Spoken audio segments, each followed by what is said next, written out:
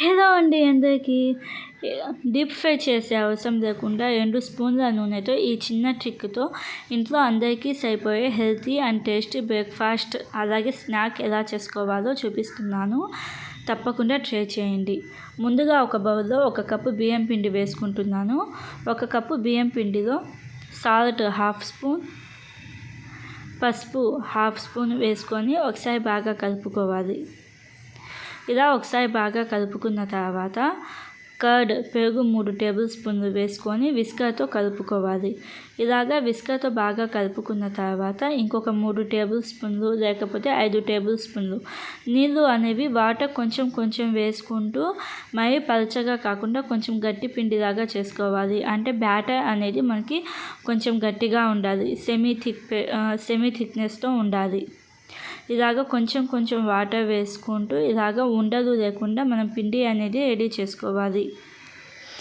ఇలాగా బ్యాటర్ అనేది రెడీ అయిపోయిన తర్వాత పైన ప్లేట్ పెట్టేసి ఒక 5 నిమిషాల పాటు పక్కన పెట్టండి.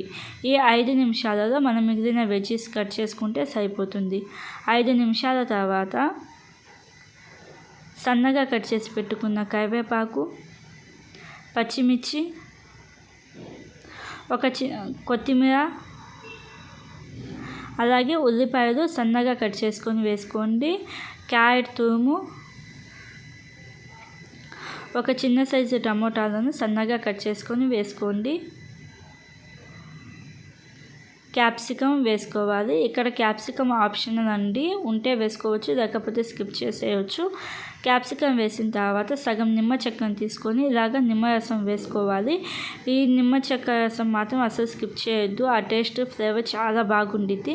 ఇలాగ నిమ్మకాయ జ్యూస్ వేసిన తర్వాత ఒకసారి బాగా కలుపుకోవాలి. ఒకసారి బాగా కలుపుకున్న తర్వాత మనం దోశలు వేసే గరిటె ఉండిద్ది కదా, ఆ గరిటెతో ఇలాగ చేయండి. చూసుకోండి, అంటే ఇది పర్ఫెక్ట్ కన్సిస్టెన్సీ. మరి జారుతా కాకుండా కొంచెం పిండి అనేది మనకి కొంచెం సెమీ థిక్నెస్తో ఉండాలి. ఇలాగ పిండి అనేది రెడీ అయిపోయిన తర్వాత కొంచెం సాల్ట్ అలాగే రెడ్ చిల్లీ 2 స్పూన్లు, జీలకర్ర 1 స్పూన్ వేసుకొని బాగా కలుపుకోవాలి. అంతేనండి, మనకి పిండి అయితే రెడీ అయిపోయింది. ఇంకా చిన్న ట్రిక్తో ఎక్కువ ఆయిల్ లేకుండా డీప్ ఫ్రై లేకుండా ఎలా చేసుకోవాలో నెక్స్ట్ ప్రాసెస్ కంటిన్యూ చేద్దాము. ఇలాగ పిండి రెడీ అయిపోయిన తర్వాత ఇడ్లీ స్టాండ్లో వాటర్ వేసుకుని బాగా బాయిల్ చేసుకోవాలి.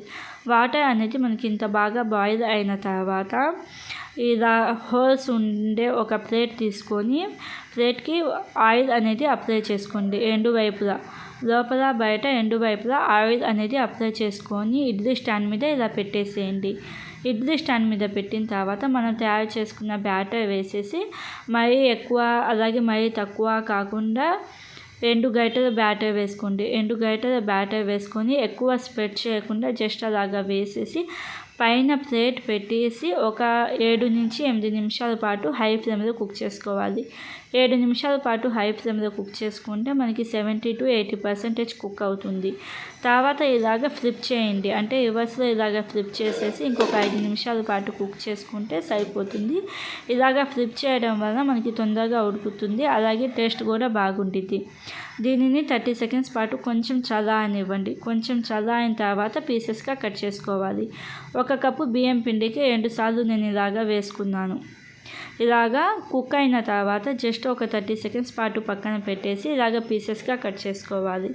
ఇలాగ పీసెస్గా కట్ చేసుకున్న తర్వాత దీనిని ఇలాగ దోశలు వేసే గరిటెతో ఇలాగ తీసేసి ఒక ప్లేట్లో పెట్టుకోండి. ఇలాగ ప్లేట్లో పెట్టుకోవాలి. చాలా ఈజీ ప్రాసెస్ అండ్ టేస్ట్ కూడా చాలా బాగుండిద్ది, తప్పకుండా ట్రై చేయండి.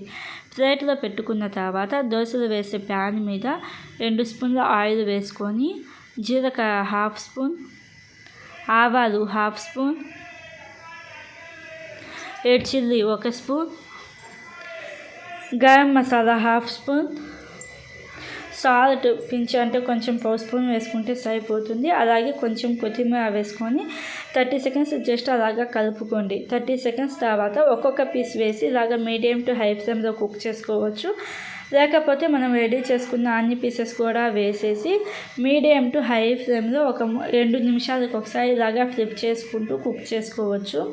టేస్ట్ చాలా బాగుండిద్ది. తప్పకుండా ట్రై చేయండి. ట్రై చేసి మీకు ఎలా అనిపించిందో కామెంట్ చేయండి. అలాగే ఈ వీడియోని మీ ఫ్రెండ్స్తో షేర్ చేసుకోండి. మీరు చేసే లైక్స్, కామెంట్స్ నన్ను ఇంకా ఎక్కువ వీడియోస్ అప్లోడ్ చేయడానికి, మంచి మంచి రెసిపీస్ అప్లోడ్ చేయడానికి నన్ను ఎంకరేజ్మెంట్ చేస్తాయి.